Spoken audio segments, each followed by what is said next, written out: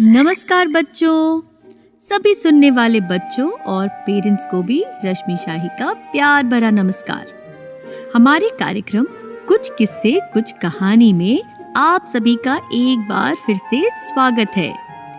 एक और नई कहानी, कविता और कुछ मजेदार सी जानकारियां लेकर हम फिर हाजिर हैं। तो तैयार हैं आप सब? जी दीदी। ठीक है, तो मैं भी तैयार हूँ। आज की कहानी है एक ऊंट की। हम में से ऊंट किस किस ने देखा है? मैंने। ठीक है, पर कहाँ देखा है? गांव में मेला लगा था, वहाँ देखा। एक बार मम्मी के साथ नानी के यहाँ जा रही थी, उसी रास्ते में देखा। अच्छा, जरा बताओ तो कैसा होता है ऊंट? कैसा दिखता है? बड़ा सा मतलब कितना बड़ा होता है? और वो दिखता कैसा है? थोड़ा विस्तार से बताओ। उसकी टांगे और गर्दन लंबी होती है और उसकी पीठ ऊपर की तरफ निकली होती है। बहुत बढ़िया भाई, आप बच्चों को तो सब पता है। जानते हो, ऊंट के ऊपर की तरफ निकली हुई पीठ को कूबड़ कहते हैं। लेकिन आज हम ऐसे ऊंट के बारे में बात करेंगे जिसके 2 कूबड़ निकले हुए थे। हमारी आज की कहानी का नाम है चलता पहाड़, जिसे लिखा है मनोहर चमोली जी ने, और इस कहानी से जुड़े चित्र बनाए हैं जितेंद्र ठाकुर ने। और इसे छापा है रूम टू रीड संस्था ने, जिसने हमारे लिए ये कार्यक्रम बनवाया है। अरे वाह, तुम तो बहुत समझदार हो गए हो। सभी बच्चे सोनू के लिए एक बार जोर से ताली बजाएंगे। पर दीदी, क्या पहाड़ भी कभी चलता है? मैंने तो नहीं सुना। बढ़िया सवाल। चलो देखते हैं इस कहानी में ऐसा कौन सा पहाड़ है जो चलता है। जी दीदी। तो एक ऊंट था, बहुत बड़ा। उसके 2 कूबड़ निकले हुए थे। क्योंकि वो बहुत बड़ा था, इसलिए इतराता फिरता था। बाकी ऊंटों से थोड़ा अलग अलग ही रहता था। एक दिन वो रेगिस्तान में आराम कर रहा था। उसे नींद आ गई। कुछ देर बाद अचानक जोर की आंधी आई।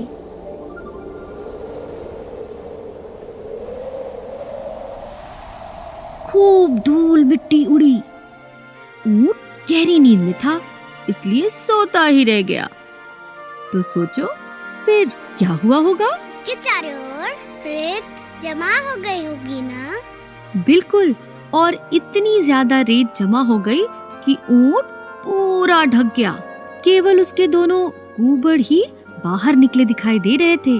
तभी कहीं से 2 कछुए वहां आ गए। कछुआ? हाँ, कछुए। वे ऊंट के कूबड़ को पहाड़ समझ बैठे। अब वे उसके ऊपर चढ़ने और उतरने लगे। एक कछुआ नीचे जाता और दूसरा ऐसे ऊपर आ जाता। कभी दोनों ऊपर से नीचे कूदते। दोनों खूब धमाचौकड़ी मचाने लगे। उन्हें खूब मजा आ रहा था। तभी ऊंट की नींद खुल गई। ऊंट हिला डुला और उठ बैठा। कछुए झट से उसकी पीठ से नीचे कूदे और चिल्लाने लगे, भागो भागो, पहाड़ तो चल रहा है। अब ऊंट सोचने लगा, ये पहाड़ क्या होता है? पर उसे जवाब नहीं मिला। खैर, बात आई गई हो गई। एक दिन बहुत गर्मी हो गई। सूरज सिर पर चमक रहा था। अब ऊंट को भी बहुत गर्मी लग रही थी। ऊंट ने देखा कुछ दूर पर एक छोटा सा तालाब है। ऊंट झट से मुंह डालकर पानी में जा बैठा। पर ऊंचे होने के कारण यहाँ भी क्या हुआ होगा? उसका कूबड़ पानी से बाहर ही रह गया। बहुत अच्छे, तो यहाँ भी उसके कूबड़ बाहर ही रह गए। अच्छा, पानी में कौन कौन रहता है? मछली और मेढक। हाँ, मेढक। तो 2 मेढक बाहर आ गए और उन्होंने झट से कुबड़ को देखा तो वो भी उसे क्या समझ बैठे? बिल्कुल ठीक, कछुए की तरह मेढक भी उसे पहाड़ समझ बैठे और ये भी उन पर धमा चौकड़ी मचाने लगे। कुछ देर बाद शाम हो गई। ऊंट नींद से जागा और मेढक डर गए। वो जल्दी से ऊंट की पीठ से नीचे कूदे और भागे। भागते भागते वो भी कछुओं की तरह चिल्लाने लगे और क्या कहने लगे? भागो भागो, पहाड़ तो चल रहा है। हाँ, अब ऊंट फिर से सोचने लगा, सब उसे पहाड़ क्यों बोल रहे हैं? उसने सोचा कि चलो पहाड़ को ढूंढा जाए। वो चल दिया पहाड़ ढूंढने। उसने जंगल पार किया, नदी पार की, मैदान भी पार किया। चलते चलते रात हो गई। वो थक कर सो गया। रात को खूब सारी बर्फ गिरी। सुबह हुई तो ऊंट के चारों ओर बर्फ ही बर्फ जमा हो गई। इस बार फिर ऊंट के केवल वही 2 कुबड़ दिखाई दे रहे थे। तभी वहां 2 चूहे आ पहुंचे और उन्होंने भी कुबड़ को क्या समझ लिया? पहाड़। शाबाश। और क्या करने लगे? उछल कूद करने लगा। हाँ, उछल कूद करने लगे। अब ऊंट की नींद खुली तो चूहे भी तुरंत उसकी पीठ से कूदे और क्या कहकर भागने लगे? भागो भागो, पहाड़ तो चल रहा है। हाँ, तभी ऊंट की नजर सामने मौजूद पहाड़ पर पड़ी। वो भी डर गया और पहाड़ को देखकर बोला, अरे बाप रे, इतना बड़ा ऊंट!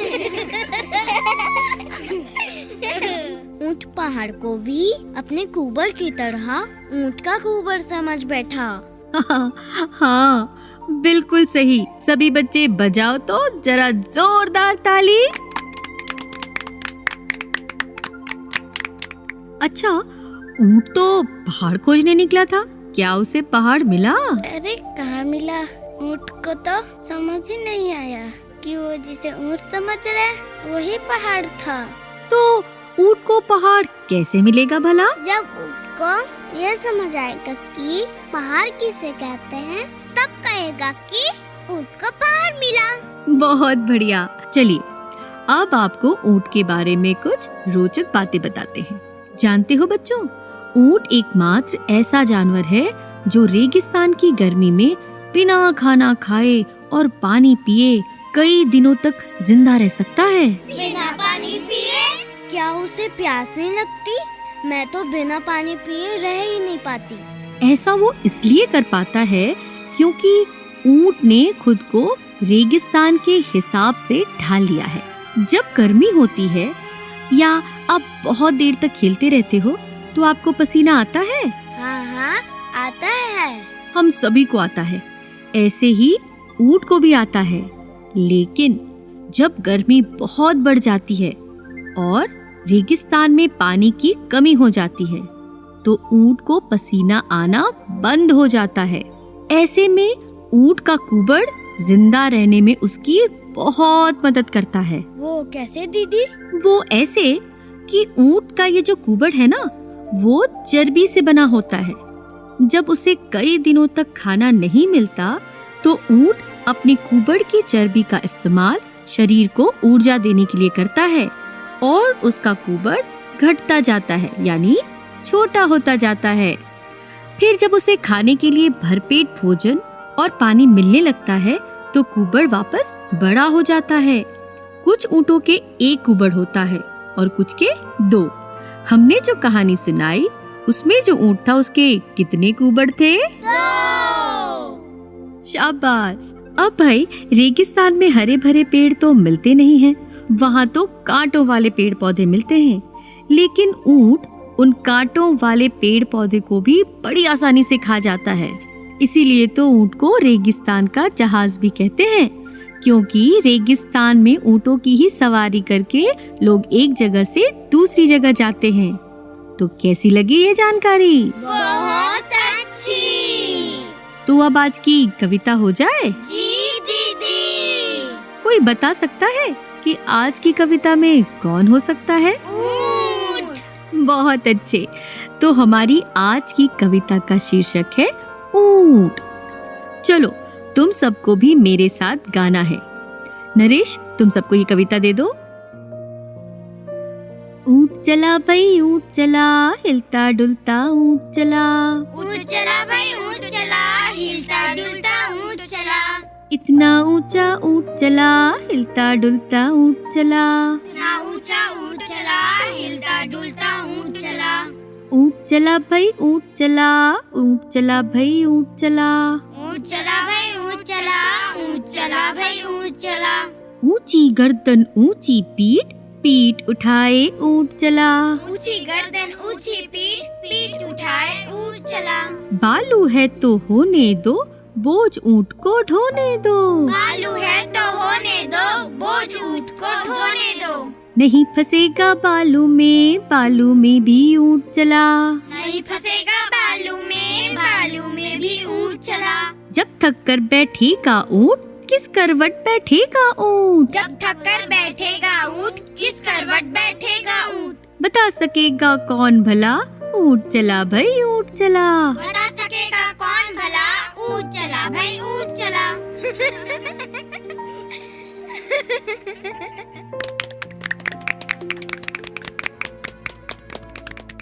बस भाई, आज तो बहुत मजा आया। अब बारी है आज की पहेली की। रेडी?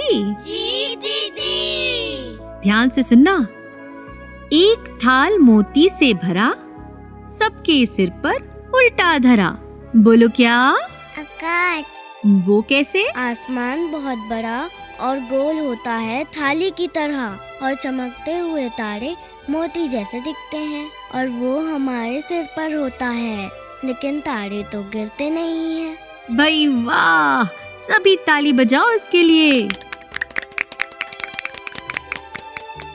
चलो भाई, अब जरा मुंह को थोड़ी मेहनत कराई जाए और टंग ट्विस्टर से सबके चेहरे पर मुस्कान बिखेरी जाए।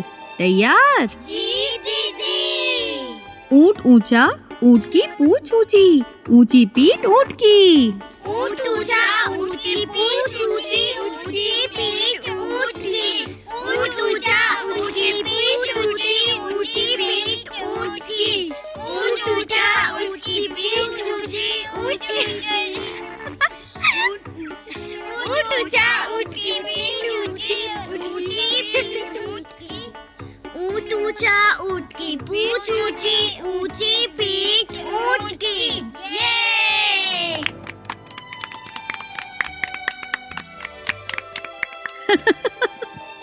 मजा आ गया, बहुत बढ़िया।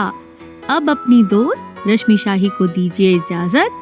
अगले एपिसोड में फिर मिलूंगी एक नई कहानी, नई कविता, कुछ मजेदार बातें और खेल लेकर। तब तक के लिए जय हिंद, जय भारत, नमस्कार।